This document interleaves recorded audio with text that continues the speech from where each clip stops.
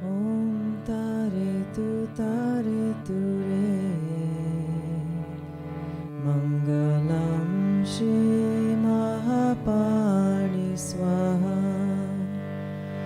Om Tare Tu Re Mangalam Shri Mahapani Swaha Om Tare Tu Re Mangalam Shri Mahapani Swaha Om Tare Tu Re Mangalam Shri Mahapani Swaha. Hello, everyone. This is our first Lama Live live stream event of Lama Sultrim Alione in the new year. I'm Drimé, and I'm so happy to be with you after this 2-week break. A warm welcome to those of you who are watching the recording of this session. It's always a pleasure to connect with you all. Today, we have a wonderful guest teacher with us, Dorje Lopön Chandra Easton. Lopön Chandra is a teacher, author, and translator of Tibetan Buddhism. She is the lead senior teacher at Taramandala Retreat Center, founded by Lama Sultrim Alione. She serves on the Taramandala Board of Trustees, the Equity, Diversity, and Inclusion Council, develops program and curricula for Taramandala, as well as teaches nationally and internationally. At the end of our gathering, you will have the opportunity to make an offering of dana to Lopön Chandra in gratitude for our time together today, and I will talk more about it closer to the end of our event. Before I turn it over to Lopön Chandra, I want to quickly share 2 upcoming programs being held by Taramandala. I'll post the links in the chat shortly after. I want to tell you about the Dharma Talk with Carla Jackson Brewer that will be held on January 16th as the Taramandala's annual Martin Luther King Dharma Talk, titled One Taste, Embracing Difference, Embodying Equity. Can we apply the Buddhist practice of one taste in our daily lives to move us into action when it comes to racial equity? How can we simultaneously acknowledge, honor, and appreciate difference while manifesting more space for flourishing of racial equity? Let's see what steps we can take to truly embrace difference and embody equity. On the second retreat I want to share with you, called Resting in the Eye of the Storm, Practices for Hope, Healing, and Resilience, that will be held from January 27th to 29th, we will explore the following questions. How can discoveries in modern neuroscience and polyvagal theory inform our Dharma practice? What is collective trauma? How can we relieve the suffering we feel, bring it into the path, and help others? What practices help us to resolve trauma? How can Western psychotherapy be an integral dimension to our Dharma practice? This immersive weekend retreat is open to all, and you are all invited. And now I'm very happy to hand over to Lopön Chandra. Thank you so much for being with us today, Lopön.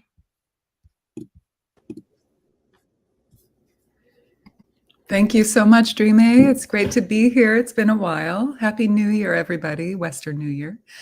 And I hope that you all are well and safe and happy and flourishing in these first 8 days of the Western calendar here of the New Year. There are many New Years all around the world. I've learned a few years ago that in India there are dozens of New Years throughout the year alone. So even it's kind of a relative term, New Year, new, old, relative terms, just like good and bad, black and white, subject and object, me and you. These are relative level truths. So on a relative level, I wish you a happy New Year.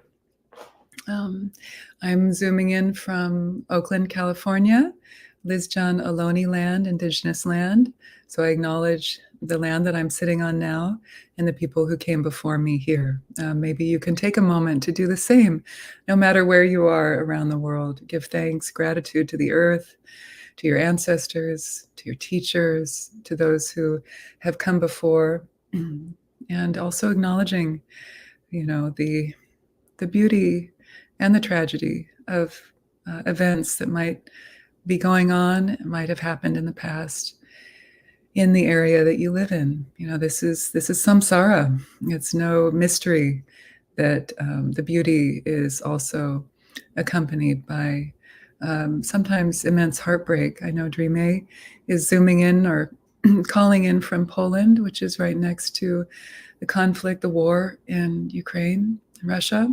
So I also want to acknowledge that and acknowledge that the Tārā Mandala Polish Sangha has been doing whatever they can to help, particularly women and children who are coming across their borders, giving them clothes, shelter, resources, food, money to help people in times of need there. So thank you, Drimé and the Polish Sangha. I always think of what you're doing there with great appreciation. So let's take a moment here to drop in, and I invite you to close your eyes so we can arrive here in a personal way, in a centered way, turning inward, taking some deep breaths, and softening any tension or tightness you may feel in your body with the out-breath. We have worlds within us as well. So as we turn our attention inward, feel this inner expansive space of the mind, of the heart, of the physical body, the energy body, and releasing constriction, releasing tightness with the out-breath, and arriving more fully here in the moment.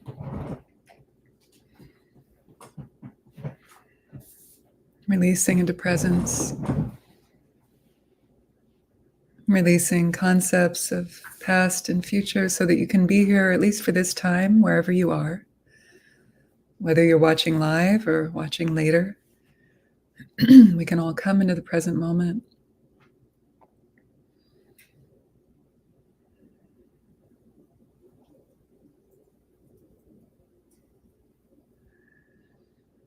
And then from this quality of presence, give rise to a heartfelt motivation, what's called bodhicitta, the spirit or the heart of awakening, that we engage in our practice so that we can heal and be of benefit in the world.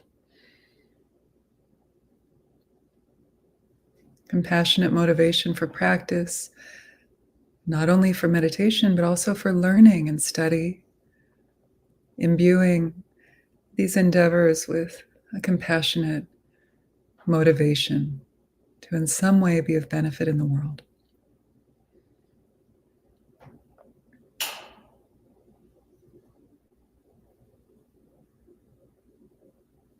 And as we open to this heartfelt wish, we also open to that interconnected web, like Indra's net of love in the heart space between all of us, no matter where we are. That recognizing within this empty fullness of interconnection, interdependence, the flow, the energy of compassion permeates all of us, and we're not separate.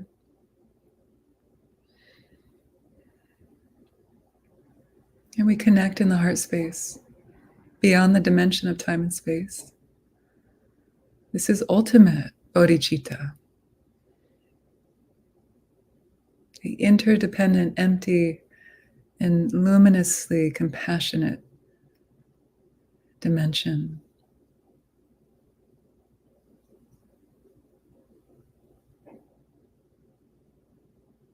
The experience of that.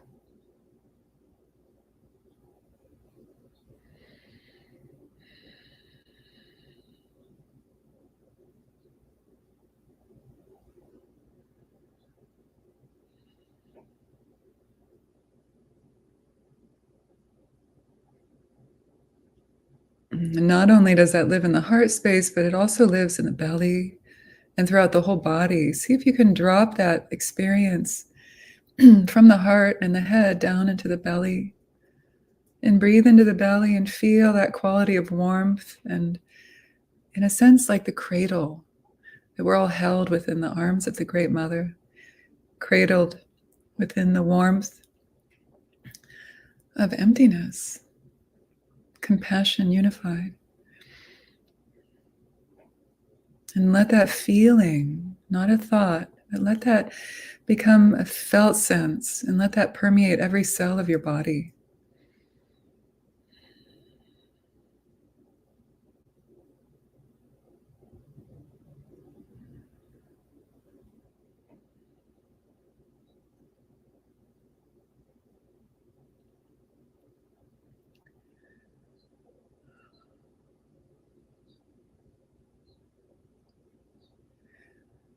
And then whatever feeling of joy or warmth, safety, happiness, love, whatever degree that you feel these positive feelings, emotions, sensations, make an offering of it. May all beings also experience this. In a sense, we offer it up. We offer it up into space, and we wish that all beings may taste this as well, feel this as well, no matter who they are, where they are, friend and foe, known and unknown.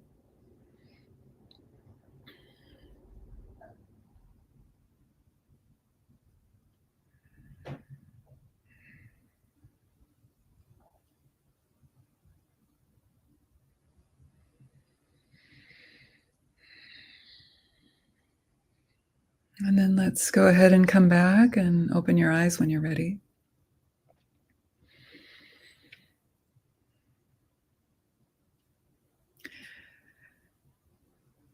So the theme that we're kicking off the new year with is what we just did, essentially, bodhicitta. And that is the theme of the first Tārā. Tārā Tura Vira in Sanskrit, Drölma Nyurma Pamo in Tibetan. And her name means the swift goddess. So she is swift like the wind, compassionate in her activities to benefit all beings. And her theme, like what she embodies, is this principle of bodhicitta.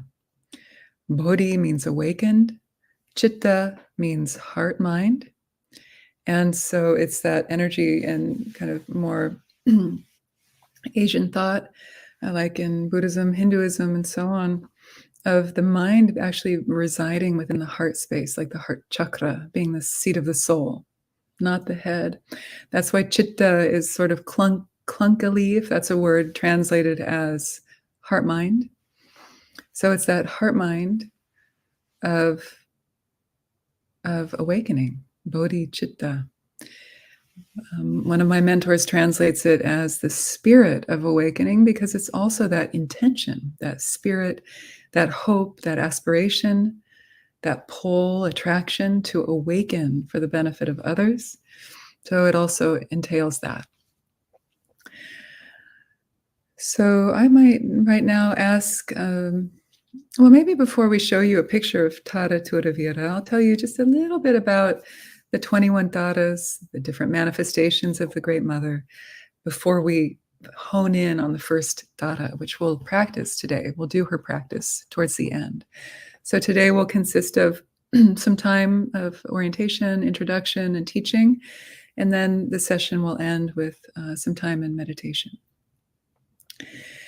So I'm also happy to be here with you all today because I literally just completed a 5-year project of writing a book on the 21 Tārās. I turned it into Shambhala Publications on Thursday. They accepted the manuscript after a lot of back and forth. It's my first original book. I've translated a book before, but it's my first original work. And, you turn it in and you think it's done. And they say, well, maybe you could shorten it a little bit or edit a little bit or add a little more here. So there were, months of going back and forth. So I'm very happy to say finally they've accepted the manuscript so I can, focus on other things. It will come out in December 2023, Shambhala Publications, and it's called Embodying Tārā, 21 Manifestations to awaken your innate wisdom. So embodying Tārā. And the whole theme is about embodiment. And you'll feel that today in the guided meditation. So how do we embody enlightened qualities, enlightened activities, wisdom, compassion for the benefit of ourself, our healing through meditation, but also to enact them and bring them out into the world? And really, that's what Dharma is all about, embodiment, really. It's nothing new. But at the same time, the emphasis is on real-life women who embody those particular qualities of each of the Tārās. So in each chapter, I include stories, biographies of women who embody and kind of emulate the qualities that each Tārā represents. And that serves to help to bring her alive, the Tārās alive. Because sometimes these deities can remain in the realm of heaven, you could say, or like the unmanifest, or even conceptual, intellectual, imaginary spaces. So how do we bring her into our body, into our life, and embody those qualities? So I wanted to share that with you, that this is an important moment for me, and I want to encourage you to look out for that book when it comes out in the winter. And at Tara Mandala, we'll do events and book signings and other type of things, so that this can be widely shared and celebrated. Because this is the project that Lama Tsultrim asked me to do. When I told her I wanted to write a book, and I was having a bit of a hard time landing on a theme. I had some ideas, but I didn't really feel committed to any of them quite yet. And she looked at me with a sparkle in her eye and said, "Why don't you bring the 21 Tārās alive? We have these statues in the temple. They're beautiful. They've been blessed and consecrated. And yet we could do more to bring them down to earth, bring them alive, help people learn about them, study them, and become, kind of emulate and embody those qualities." So really, it's because of Lama Tsultrim and her commitment to Tārā, the female Buddha of compassion, and the 21 manifestations of her, that I wrote that book. So I just also want to give thanks to her and acknowledge that this is why the book came into being. And it was a beautiful journey for me. It took 5 years of research and writing. So the 21 Tārās that we focus on at Tara Mandala is based on the Nyingma tradition, the elders' tradition of Tibetan Buddhism.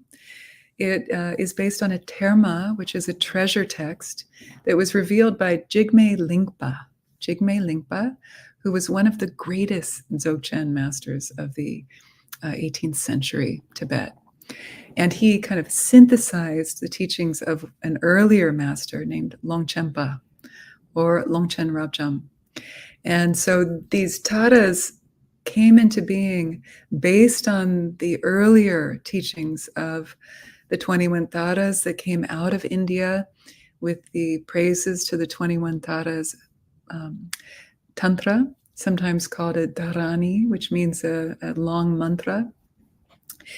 And that text, this praises to the 21 Tārās, found its way up and over the Himalayas from India into Tibet in the second half of the 11th century CE.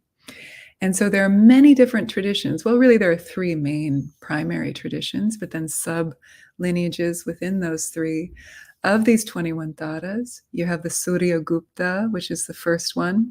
Even some stories say that he revealed, or that that Tārā appeared to Surya Gupta in the 11th century and gave him this text, revealed it to him. And so he could be attributed to this Tantra in one sense, but really it's said to be the words of the Buddha celebrating Tārā, the savioress, this female Buddha of compassion, in 21 stanzas. So there are 21 different shlokas or stanzas that celebrate Tārā in her multiple forms. But really all of these trace back to the source of, like, the Queen Tārā, who's mainly considered to be the green Tārā. So many of you might know green Tārā, but there are many Tārās. There's white Tārās, red Tārās, blue Tārās, blue-black Tārās, maroon, deep, red-colored Tārās. There's orange and golden Tārās. There's saffron-colored Tārās, crimson. So all of these Tārās are simply sort of like rainbow light prisms of the original light source of the ultimate Tārā, which is our own Buddha nature, in fact. So she's not a deity up in the sky, some god or goddess that we have to propitiate to gain acceptance or love from. She is ultimately at the expression of the luminosity and the compassion of your own Buddha nature, of all of our own Buddha nature, this pristine awareness, our own Rigpa. And so all of her practices, including what you find in my book, is continually tracing back to that realization that when we do practices to Tārā, let alone any deity within Tantric Buddhism, we are, in a sense, temporarily praying to the deity out there in a dance of devotion. But then we also experience the unification of our mind with the mind of that deity, meaning we unify in a non-dual way, deity and self, and we realize that we've never been separate from the deity, that in fact, we are the deity is us. There's a very profound old mantra in Hindu Vedic tradition called Soham, which means I am that. And essentially, deity yoga, like what we'll do in a few minutes, is a way to experience that unification of great consciousness, the big self with this small self. In fact, the small self dissolves like water, a drop of water dissolving into the vast ocean of consciousness in the experience of the unification, or what's called the completion stage of the meditation practice, where everything is complete, nothing remains to be done, we're home, we've arrived. So in the guided practice today, you'll get to experience that. So that's an overview of the 21 Tārās, their origin, what we're doing here in terms of what's called deity yoga, which is a meditative practice in first praying to the deity, then becoming the deity, embodying her qualities, Tārā in this case, reciting her mantra as the deity so that we can enact her enlightened activities, sending what's called rainbow wisdom light in all directions. And the rainbow wisdom light is the embodiment, or is the manifestation of the essence of the elements, the 5 elements of earth, fire, water, air, and space, as well as a manifestation, expression of the 5 wisdoms, these different aspects of our wisdom nature. And so those rainbow wisdom light is this kind of expansive love that we send out in the form of light rays to all beings everywhere. And we imagine that all beings are benefiting from that like they're basking in the rainbow light rays, relieving their suffering, dispelling their ignorance, protecting them from danger, whatever the particular power is of that Tārā. You imagine it as you're reciting the mantra, imagining rainbow light emanating from your heart and the mantra that you'll visualize in your heart space. So that is the practice. And so this Tārā, now I'll ask Drimé to show us the first Tārā. We have images of the statues at Tārā Mandala. So this is our first Tārā. Her name again is Tārā Turavira, which means a swift goddess. Her Tibetan name is Drölma Nyurma Pamo. Drölma means Tārā, which means the savioress, she who saves. And then Nyurma in Tibetan means swift, or the swift goddess. Nyurma, ma is a female marker. And then Pamo means goddess or heroine. She is the heroine, or the swift goddess, the swift heroine. And so let me tell you a little bit about her before we do the practice. You can't tell because the statue is always this sort of amalgamation of metals, of bronze, and so on. But behind her is a halo, and within the halo is a color. That color that you see is her color. That is this kind of maroon red, a deep red. So that symbolizes this Tārā belongs to what's called the Padma family, the lotus family within the 5 Buddha family mandala. And that means she embodies all discerning wisdom and the transmutation of clinging, of grasping, desire into that all discerning wisdom or discerning wisdom. She also embodies the enlightened activity of magnetizing, because the red Padma deities are magnetizing deities, meaning that she can magnetize all that is beneficial for the benefit of all beings. Now, I don't know if Drimé, if you can zoom in on her face, or you have another slide that shows her face. Look at her face. She is not peaceful, but she's not completely fierce either. She's semi-peaceful, semi-fierce. That's her expression or her mood. And that means, so you can tell that because she's baring her fangs. She's like, you can even try that right now yourself. See if you can make that smile. She's like smiling. It's blissful, but it's also fierce. And so those are her dakini fangs, the little canine teeth pointed is an indication of a wisdom of a dakini manifest in the world. So she has a little bit of a furrowed brow. She has this fierce yet compassionate, blissful expression.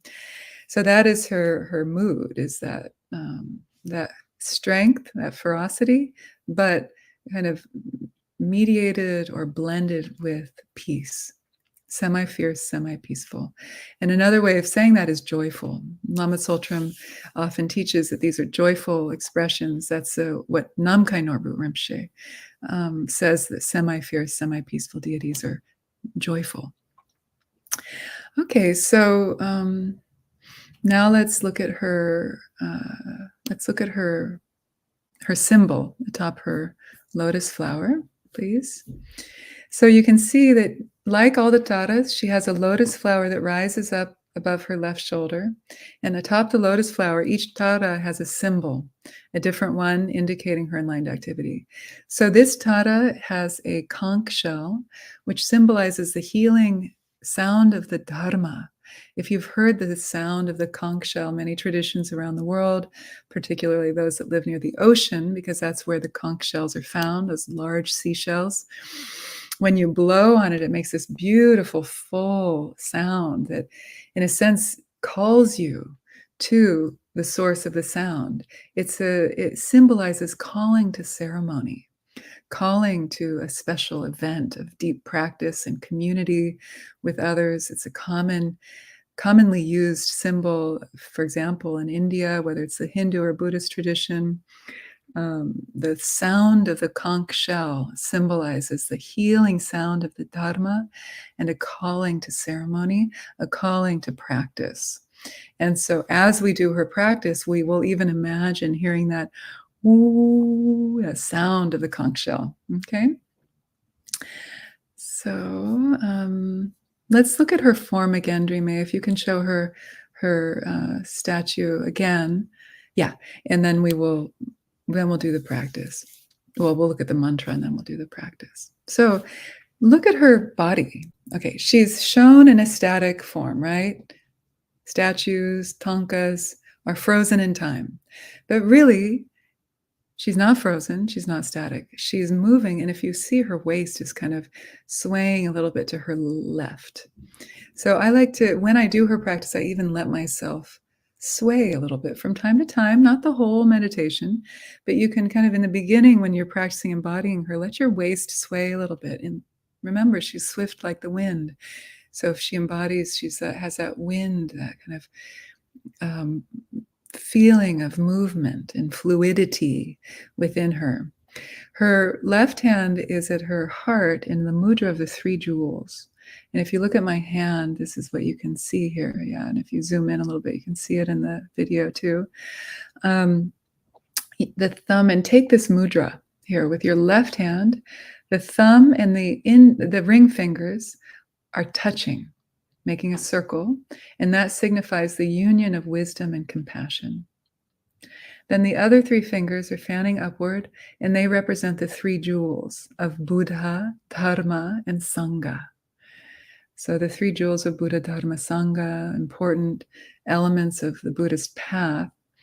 And so that is why this mudra is called the three jewels, or the refuge mudra, or the protection mudra.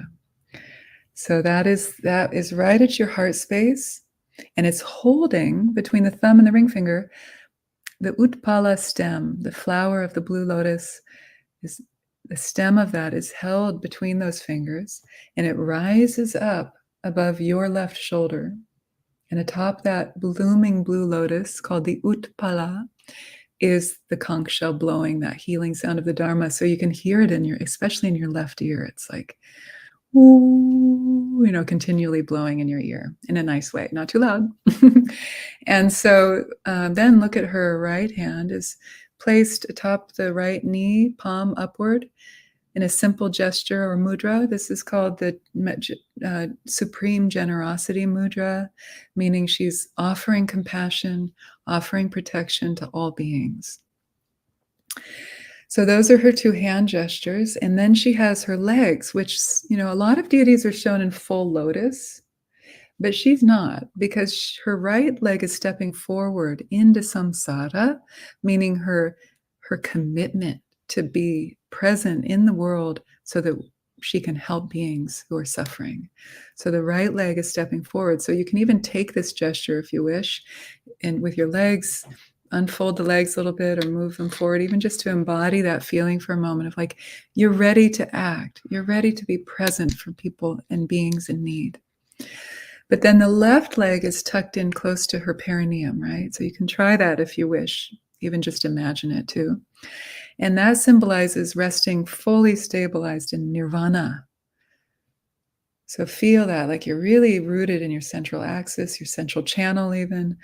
Your hips are firm on your seat, and that left leg is tucked in close to you, symbolizing your stability and your capacity to abide in really the samadhi of, or the meditative absorption, samadhi, of nirvana, full illumination. So that's what the legs mean. So you can see why embodiment can be really fun and healing for us as we do the practice. Okay, let's look at her mantra. So here you see her name. It says homage to Drölma Nyurma Pamo, or Tārā Turavira, the swift heroine. And then her mantra written in Tibetan script and then English transliteration. And just so you know, the Tibetan script itself is a transliteration of the Sanskrit, the original Sanskrit. But because these mantras were revealed as dharma, as treasure revelations by Jigme Lingpa, they're written in Tibetan because they're coming through Tibet, but they trace back to the original Sanskrit. If you study other 21 Tārā lineages, you'll encounter different mantras and sometimes also different names of each Tārā. Okay, so if you're familiar with that, but you're feeling a discrepancy, that's why there are different lineages. Okay, so this one is her mantra, which is really her root mantra. If you know already, you might be familiar with it. Om Tare Tutare Ture Svaha, right? That's her 10-syllable mantra. Om Tare, repeat after me. Om Tare Tutare Ture Svaha, which simply means Om, universal sound of consciousness. Tārā is the vocative of Tare is the vocative of Tārā. It means oh Tārā, or Tārā with an exclamation point. We're calling you. Tutare again is like an emphasizing. Oh Tārā. The tut before Tare. Tare is her name in vocative form, but the tut before T-U-T, you see that there, is it could be a few different things. And the verdict is still out. I've been talking to my Sanskrit scholar colleagues and nobody quite really knows, but it could be a declension of the tud, which means power. So we'll see. Perhaps that's it. But in a sense, she's empowered. Oh, Tārā with great power, you could say, or even feel that. And then ture means swift, swift. Bodhicitta is here. So that's the particular mantra to the first Tārā, this theme of bodhicitta, the spirit of awakening. Svaha, may it be so. So her root mantra doesn't have that word before the svaha.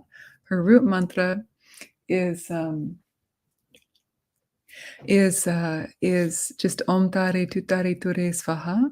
O Tārā, come swiftly, O Tārā, or be swift, O Tārā. So be it, is Svaha.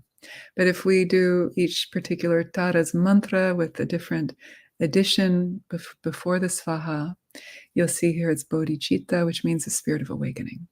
So, O Tārā, come swiftly, O Tārā, bodhicitta, so be it. So we're celebrating, we're beseeching her to bestow bodhicitta upon us and to remove our obstacles to bodhicitta and to remove our obstacles to liberation. Okay, so that's the theme, is bodhicitta.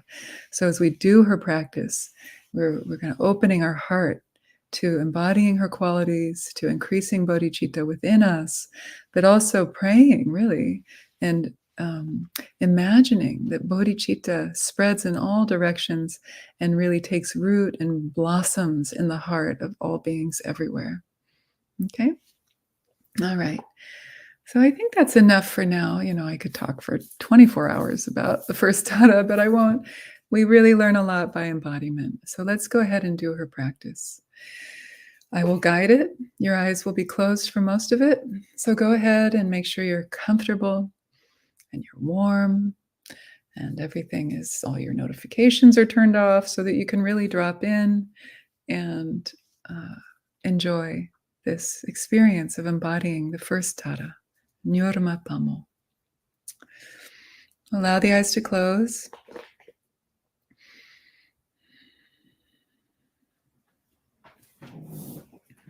Take some deep breaths and release any tension with the out breath. Release your awareness into your body. Would have let the mental energy of the learning and the listening and the looking to melt down into the body and reintegrate the experience of energy in the body, from the soles of the feet to the crown of the head. We'll take 9 relaxation breaths. With your first few breaths, breathe into any physical tension in your body. Feeling where you hold physical tension and then release it with the out breath. Feel it melting down into the earth beneath you.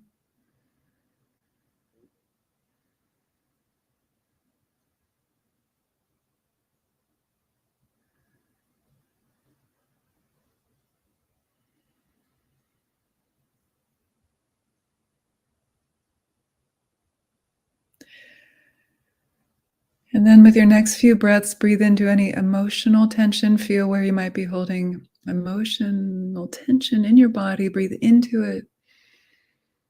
And with the out breath, feel that tightness, that tension melting down into the earth beneath you.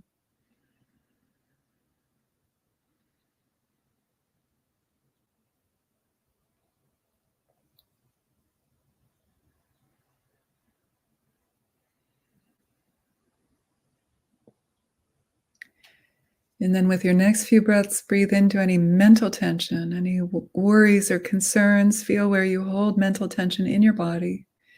Breathe into it and release it with the out breath. Feel that tightness, that tension releasing and melting down into the earth beneath you.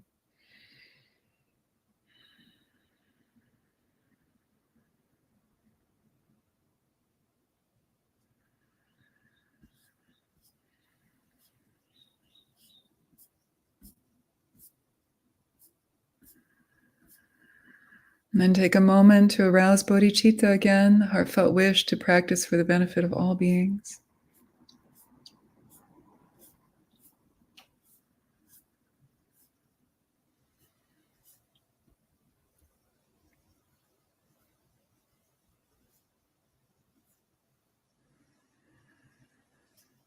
And then now releasing that wish, coming back to your breath, a quality of presence in the body.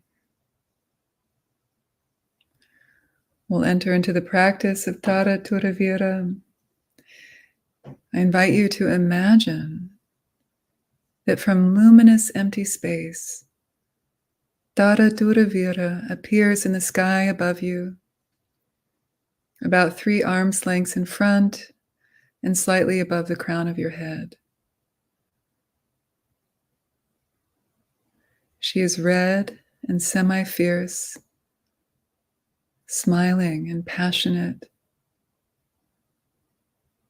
a body of luminous red light, swaying at the waist.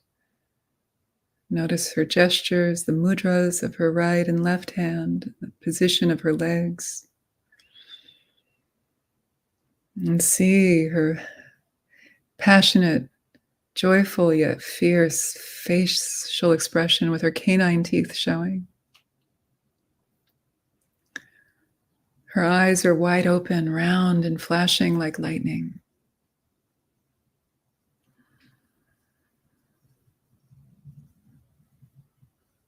Even if you can't see or visualize easily, no problem, just feel her. Like the warmth of the sun, like light, manifesting above and slightly in front of you. And imagine that she's seated on a full moon disk atop a lotus flower, like a throne. And she's surrounded by numerous other wisdom beings, the Jnana Sattvas, these wisdom beings, the other 20 Tārās around her like stars in the sky. And then other wisdom beings, your yidams, your tutelary deities, protectors, Buddhas, Bodhisattvas, Dakinis, Dakas. Really any being of wisdom that comes to mind, see them floating in the space around her, like a mass of loving light, witnessing your practice. Surrounding her, she's the central deity, a bit larger and more prominent than the others. She's surrounded by light.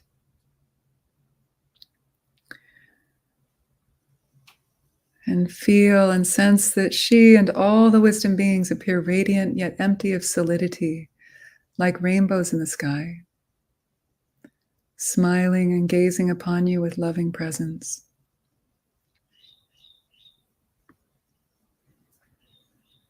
And recall that this Tārā Tura Vira, red in color, embodies the power of liberating beings from the suffering of samsara through bodhicitta. She increases this awakened heart of bodhicitta, and she removes obstacles to liberation.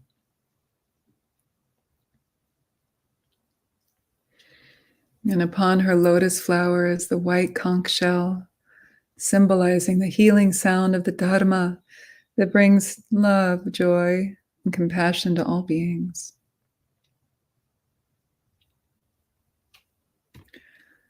Feel that you have a sincere reverence, taking refuge in her power and her love, and arousing that heartfelt wish to be of benefit in her presence, in the presence of all the wisdom beings.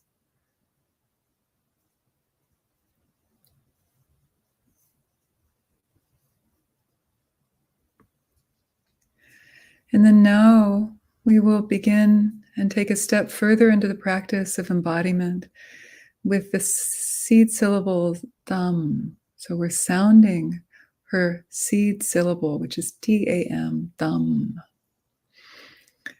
As we sound dham out loud, long and slow, imagine that your body transforms into the body of Tārā Tura Vira. So now we become her as well. Red in color and semi-fierce, seated on a moon disk upon a lotus flower.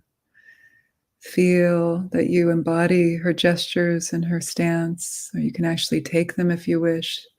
The left hand in the mudra of the 3 jewels, The right hand at her knee in the mudra of supreme generosity. The right leg stepping forward into samsara and the left leg tucked in close to the perineum, resting in nirvana. The conch shell is on the lotus at your left shoulder, blowing the sound of the healing dharma.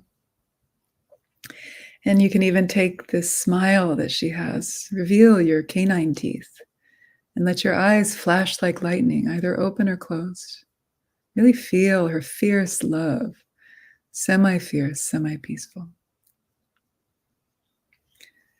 And feel that your body is luminous and also hollow like a balloon, not a body of flesh and bone, a body of light.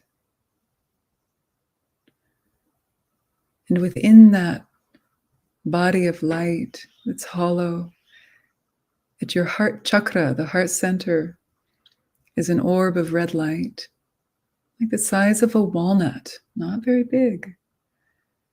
And within that orb of light is a flat moon disk, like a plate.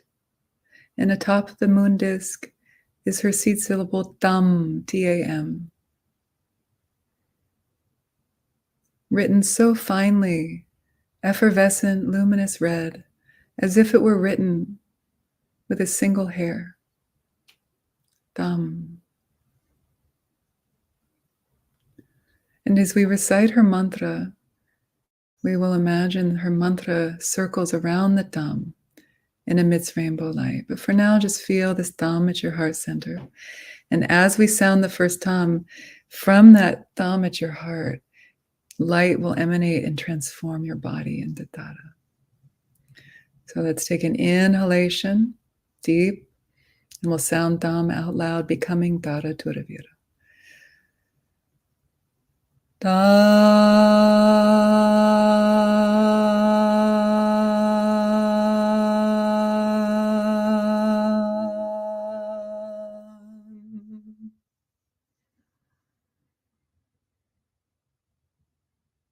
It's okay if it's not complete visualization, even just feel it as much as you can. This transformation of your normal body into the body of luminous Tārā Turavira.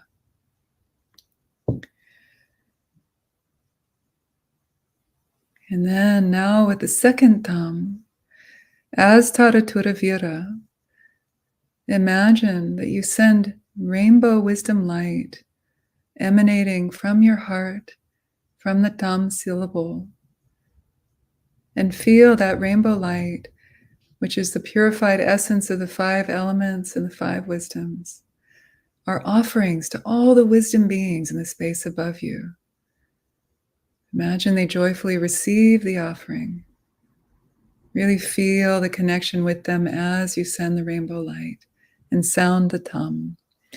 Inhale.